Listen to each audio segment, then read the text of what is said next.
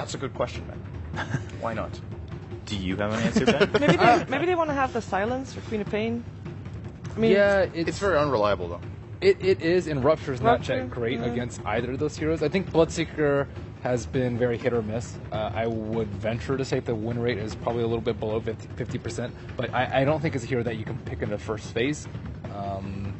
Especially, it kind of forces you to fight, but some people try and take it late game with like BKB and SNY, and I think it does scale decently. But I think that Bounty Hunter is much better for.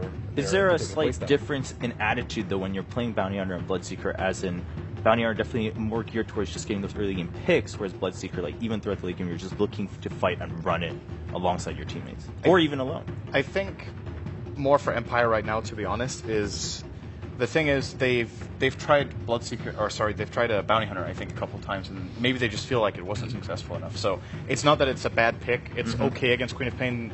You know, neither Undying nor Bounty Hunter really has a way of running down and killing Quap, which Bloodseeker has, so maybe that's the idea, that we have a way of actually not letting her reset 2 or 3 times to come in with Blink Screen, but we actually really finish the job in the fight.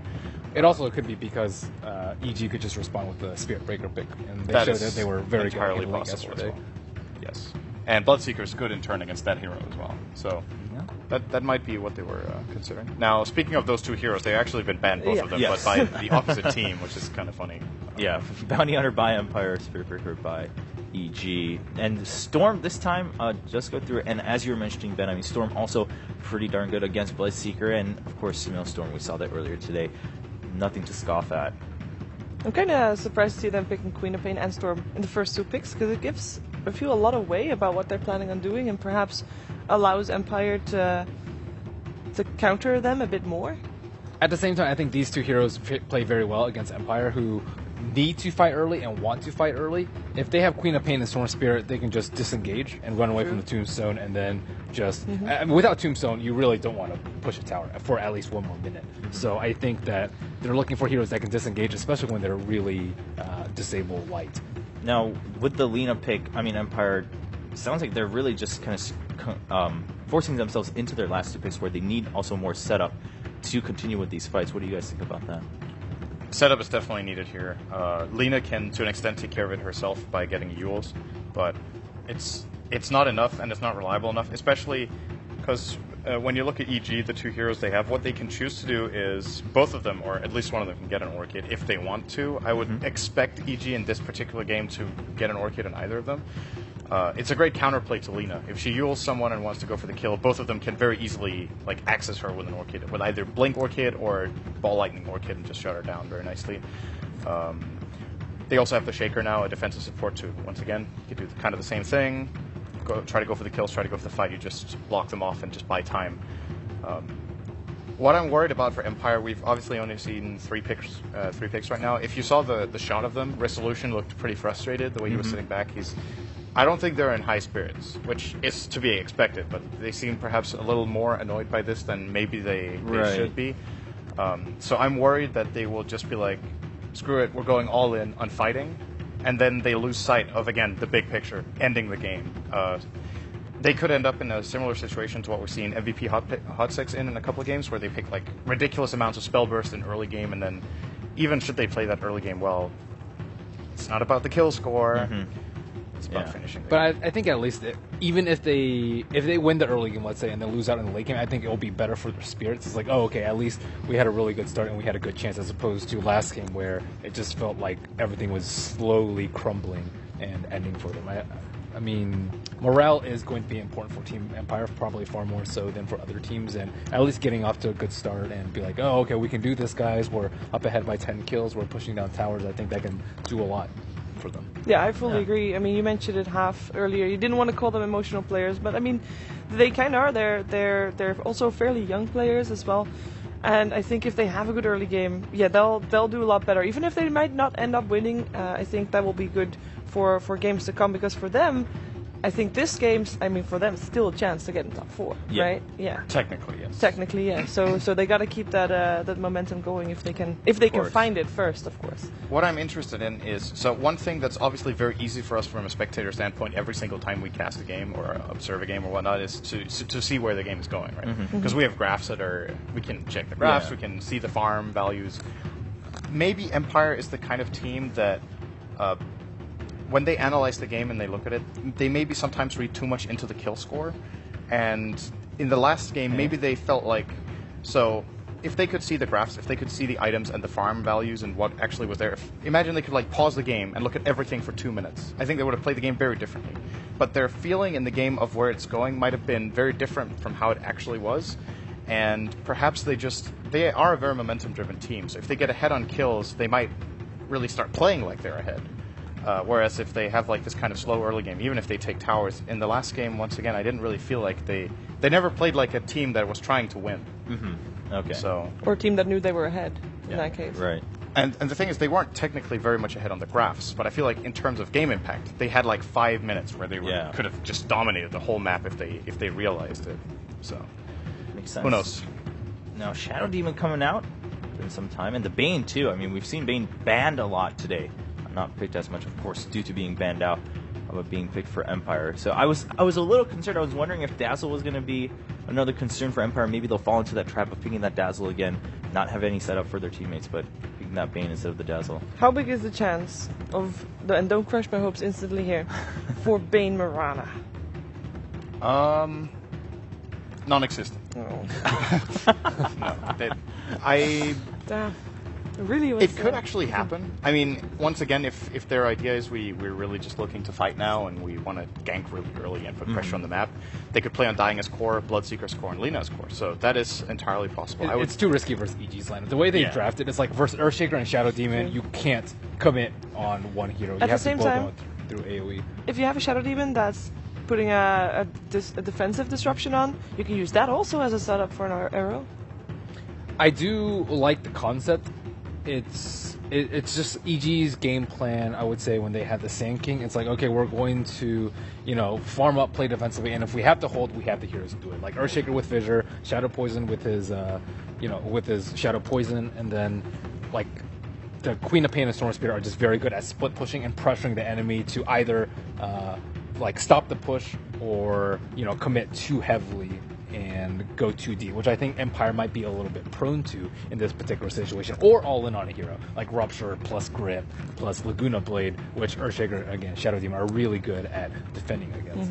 I really like this ban from EG. This was the pick that came to mind for me that Empire could have gone for to try to knock down some towers and take advantage of their Undying. Early mech carrier, hits hard on towers with Nether Toxin, and just peaks very early together with the rest of their lineup. I think Viper would have been a really good pick for them, and then play the Lina on support. It's not available now. It's also, in my opinion, a good pick for Resolution. It's a good matchup against Quab, it's a good matchup against Storm, and Resolution is really good at playing lane. So they could have definitely gone for that. Instead, they're going to go for Dragon Knight. This is another alternative way of forcing yourself to knock down towers. Good with Tombstone. You drop the Tombstone, you go in and hit the tower, and it's on the enemy team to engage into you, where they're engaging into Tombstone Bloodright, which is pretty difficult to do. So I think this is a solid pick. They need to be careful that it doesn't end up like last game, though, where Resolution gets first blooded really early in lane. They cannot afford to have that happen. Yeah, I like this pick a lot. I was thinking something like Pugna, perhaps, but you want the team to have to fight into Tombstone. If you don't have something to hold them in place, like Dream Coil or anything like that, then I think just killing their towers is one of the best ways. And again, I think they're pushing themselves into this sort of mentality where we have one of the best lineups at taking down towers and 5-manning, and if the opponent teams fights into us, they're going to lose a fight. So it's more of that like kind of pick and roll lineup from EG, delay until your timing is right and slow down their tower pushes. And one way they can do that is winning the lanes really hard. All right, well, clock rounding out the draft here for Evil Geniuses. So both teams now with the finalized draft. I mean, just on Empire side, you guys seem pretty content, at least just that they've changed things up a little. They've forced themselves to really focus on that objective objectives in game, excuse me. But for EG, how is their draft looking in comparison? They have, I think especially the Shadow Demon could actually turn out to be a really big pick in this game. It's a great counter to Bane. It's a great counter to Dragon Tail.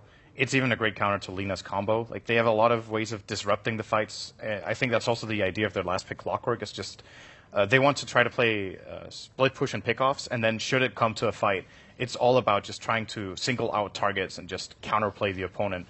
And Universe in this game, I think, has a very, very important role on the clock, because when it comes to defending the towers, his hookshot is their primary initiation. They also have a Storm Spirit, but as Storm against Dragon Knight, when he wants to push tower, say, at minute 15, you can't just initiate blindly into this Radiant team. You're just going to get blown up. So Universe can maybe take the first couple of stuns, get disrupted, and then they can play from there.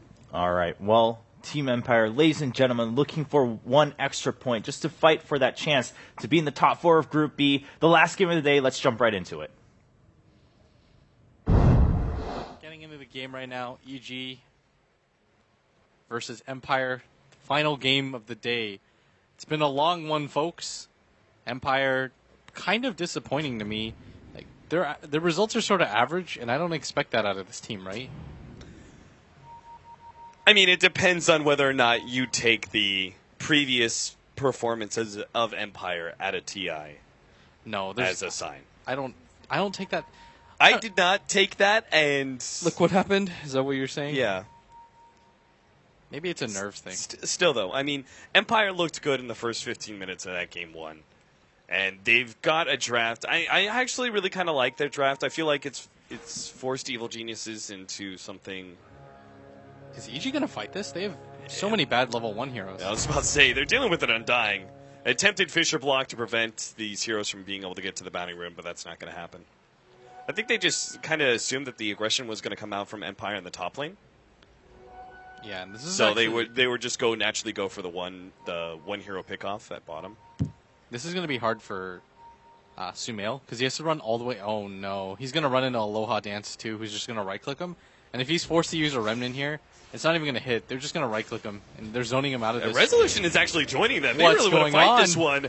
Oh, this is really weird, but Sumail's actually kind of stuck inside the pit. They manage to get the sleep onto Fear. They're just going to right-click down Sumail, and they get the first blood. Aloha Dance turns around, goes for the decay. Last couple of right-clicks on he's just fighting. Fear. Yeah.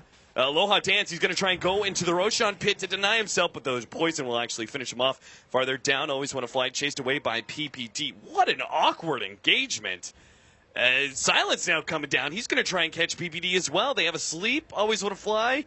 He'll get in range eventually. He's much faster, or 5-minute boot speed faster than PPD. This is such an awkward engagement. They might actually just kill PPD though by the virtue of right clicks and Yeah, doing PPD so. doesn't have mana for a Fisher, so as long as they kind of stay in range of him, he's going to go for the deny on the neutrals. Light strike array, and the right clicks. They get a secondary kill now.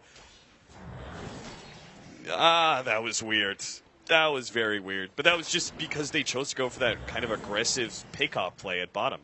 Is this a support Silent and a carry Bloodseeker being played by Yoki though, and an offlane Aloha Dance? Everything is just messing with my head. Yeah, they've got 5 stacks of Shadow Poison on the Bloodseeker. They got to be really careful with his positioning. They're still trying to go on AUI. There goes the poison. Almost pops Yoki in the background there. In fact, Fear blinks forward and will be able to get a couple more right Poor clicks. man shield. Yoki, poor man shield once. Yeah, he's got it. He's good. Silent. He went down. AUI is still alive. All right. So we have a very weird situation here where Silent, he's still going to be playing a core Lina, it seems. Is he though? I mean, I don't know. okay, so Yoki's going to the jungle. A lot of things. Okay, and AUI just suicides to Roshan. That's the Lamprecat strategy. I've used all my mana. I've got enough money for everything. Suicide. So they're going very greedy, essentially. Like, jungling Bloodseeker is a greedy 4. They've got an off-lane Undying, faced up against Universe. Pretty favorable for the Undying. Have you played that matchup before? I don't actually know. I have played that matchup. You have to use